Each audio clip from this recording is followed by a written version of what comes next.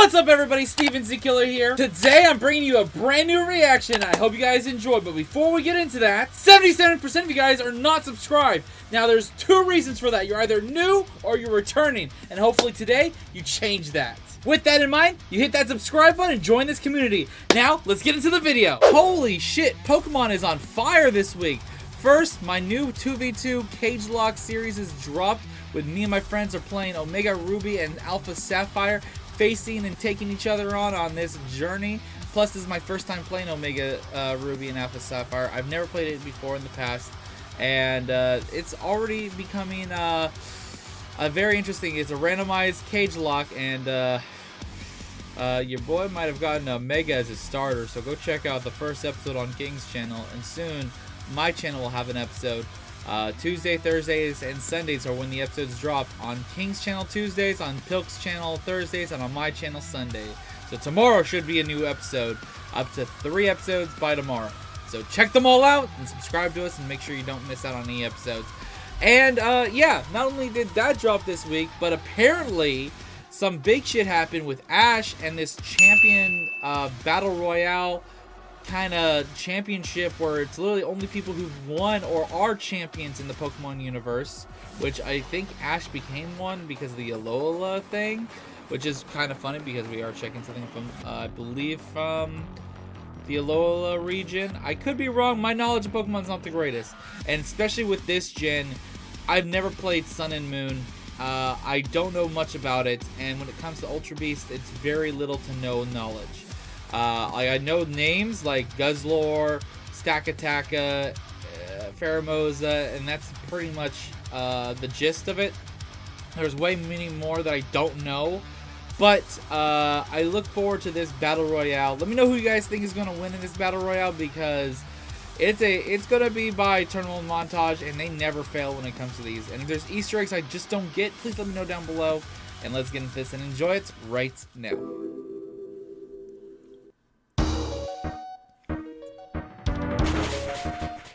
Ultra Beasts. Okay. 2,000 hours of data. What the fuck?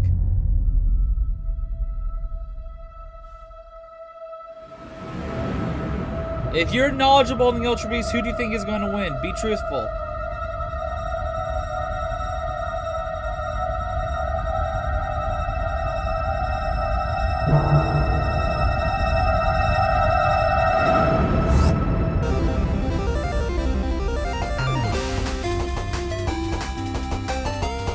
The fuck? Oh, those are beast balls, aren't they? I was so confused on what the hell they look like. Eggs, weird eggs, but I think those are ultra beast or beast balls in general. Yeah, they're beast balls.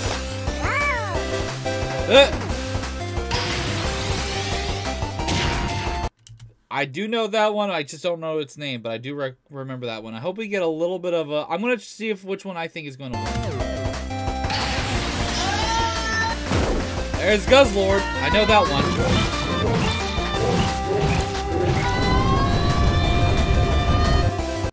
It's a Pokemon rendition of Kirby. I have no idea what the fuck that one's called, but I do remember seeing that one. Oh yeah, Buzzwole.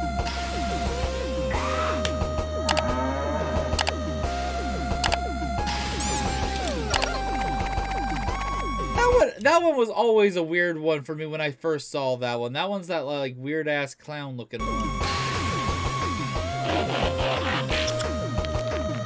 Stakataka, I believe.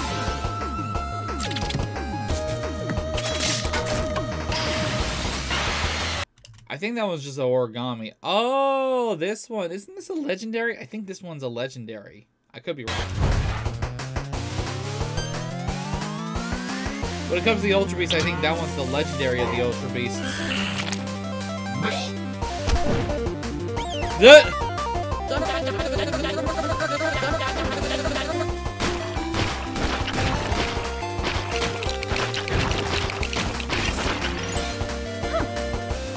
Oh, and I will be checking out Locksmith and Noggin afterwards because he did an analysis video on this. So I'm going to definitely be checking that one out afterwards.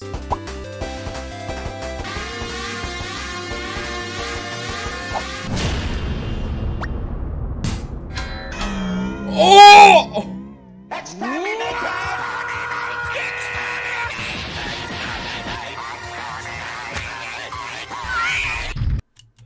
I like the Dalek reference there.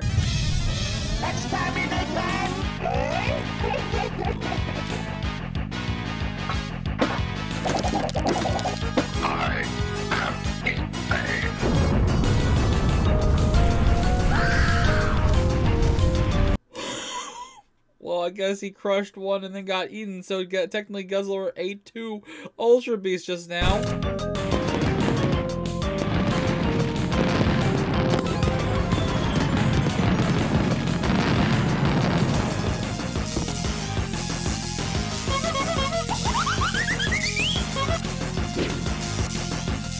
Okay.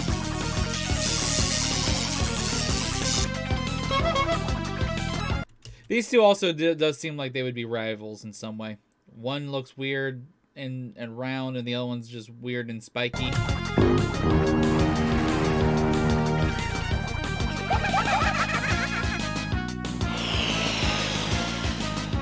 Oh!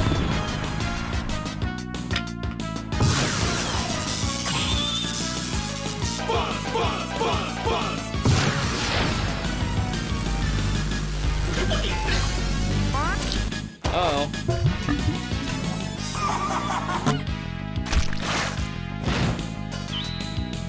Damn. Buzzwole really wants Pheromosa.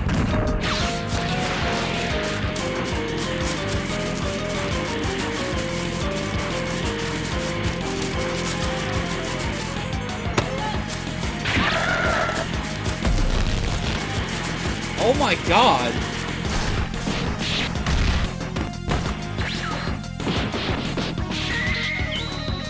Damn! She murderized him.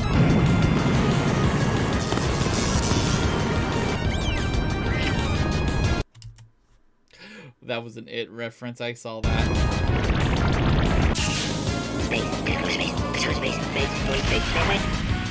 Space.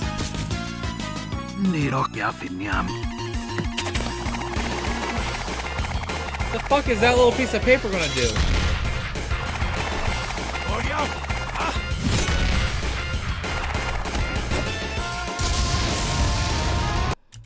Alright, more than I thought he was gonna do. What the fuck? I think that one's supposed to be like an origami one or something like that. I could be wrong. Like I said, there's a lot of things I don't know and I could be wrong about, so correct me in the comments.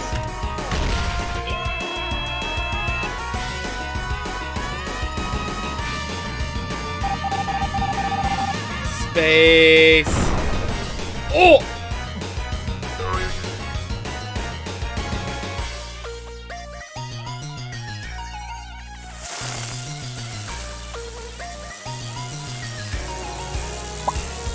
Don't do it. Oh, never mind. He attacked back.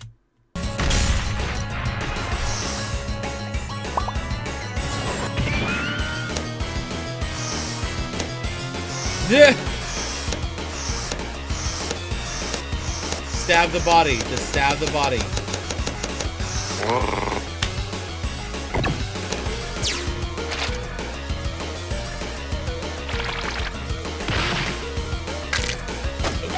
And Guzzler ate him!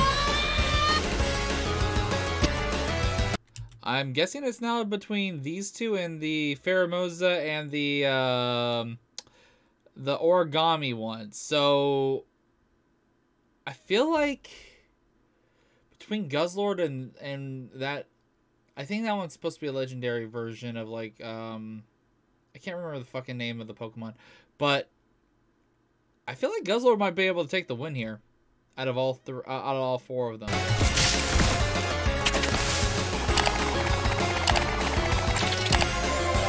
Oh.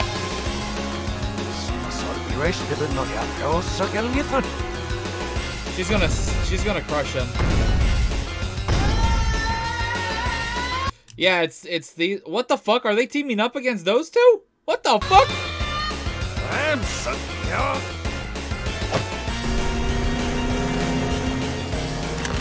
Alright, it's Lily's speed and quickness versus firepower and hunger.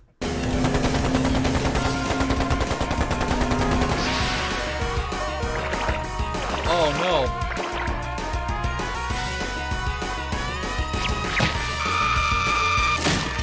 Oh, you did that dirty!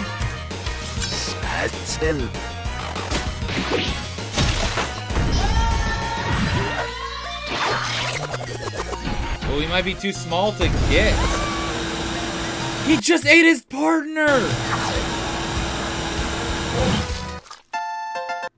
And Guzzlord took the win! Let's go, big boy! Let's go!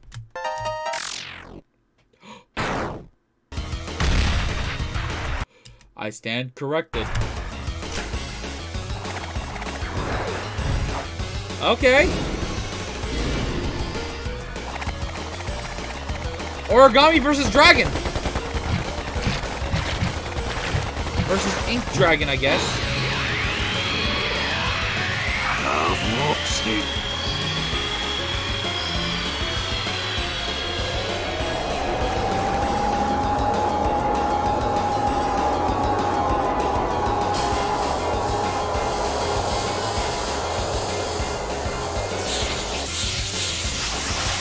Holy shit, don't count out the small dude!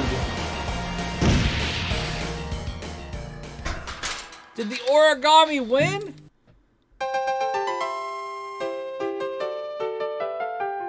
Wait, the dragon thing won? Oh, that was a pretty close one. I'm sure you have a few questions. Click the link up here to watch my analysis of this battle, where I'll be going over things like why... Oh, I'll definitely be doing that. Anything else at the end? Let's see. We're going to be checking that one out, but I want to see the end credit stuff. Let's see.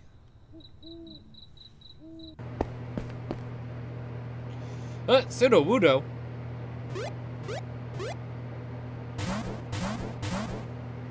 The fuck?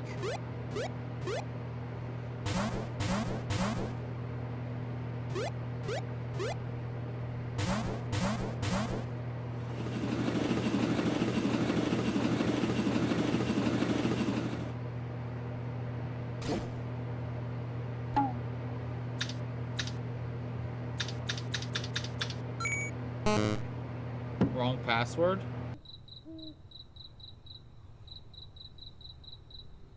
What? I'm so confused on what I just watched. But let's go check out and see the explanation of the winner. Hello, I'm Lockstin. I overanalyze and explain Pokemon lore, design, etymology, origins, etc. And I have once again worked with Terminal Montage to create another Pokemon Battle Royale. This time with Ultra Beasts, which some say are not Pokemon, but like, they're wrong. Ultra Beasts are Pokemon. They are just Pokemon from Ultra Space, which is like regular space, except more so alternate dimensions, rather than just being from light years away like Deoxys, which is an alien proper. And actually, for more detailed explanations on the origins of the individual Ultra Beasts, like what they're based on and such, check out the videos around this one. That's what we've been doing on the channel lately. But hey, it's Royale time. Let's get going. The battle takes place in Alola, because obviously, and we begin with a Space Odyssey reference. We tried putting in as many sci-fi movie tropes and references as we could in this. Hence, Poipole forming a crater and laughing like Stitch from Lilo and Stitch. I had a feeling that was a Stitch reference, but I wasn't so sure. Okay.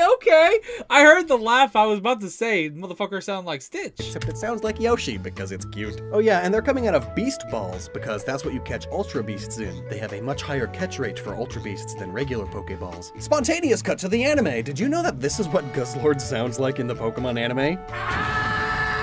My god.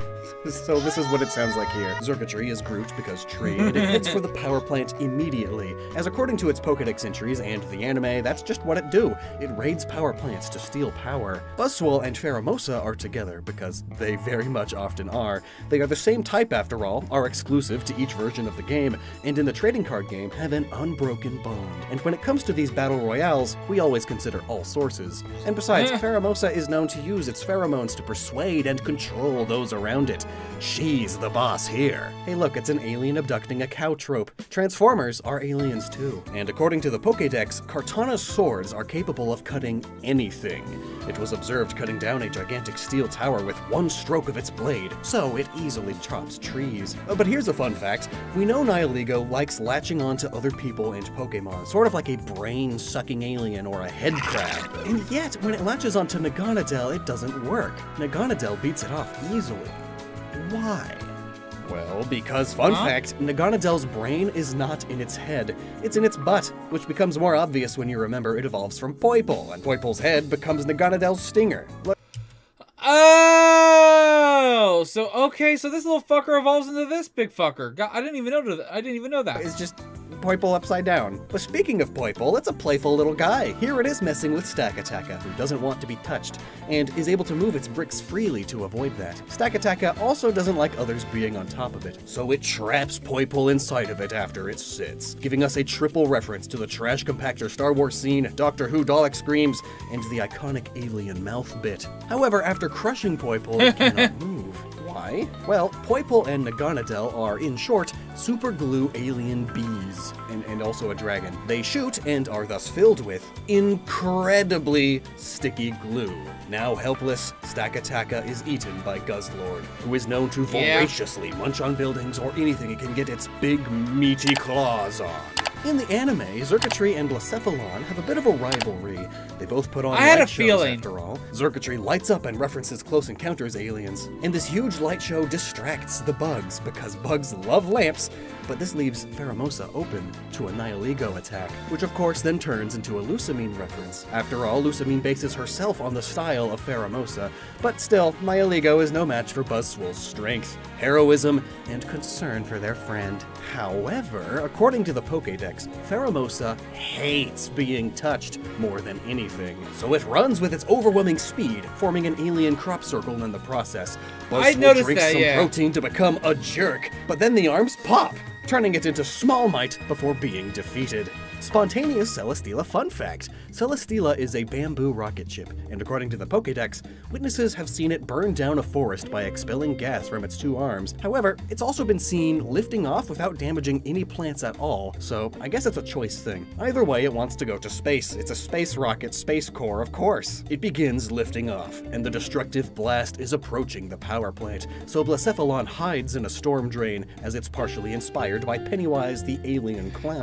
There was so many references here. Plugged into both the power plant and the ground, as it do, absorbing energy from the earth itself, so it's unable to escape. Being bamboo makes Celesteela the perfect target for Kartana, whose name partially pulls from katana, the samurai sword, hence also its origami samurai-like appearance. Samurai famously train their sword slices on bamboo targets, so really, Kartana has no choice but to aim for Celesteela now that it's visible. But what's it saying? Well, in the anime, Kartana is actually fully capable of human speech, but only in reverse. Worthless object, again I cut.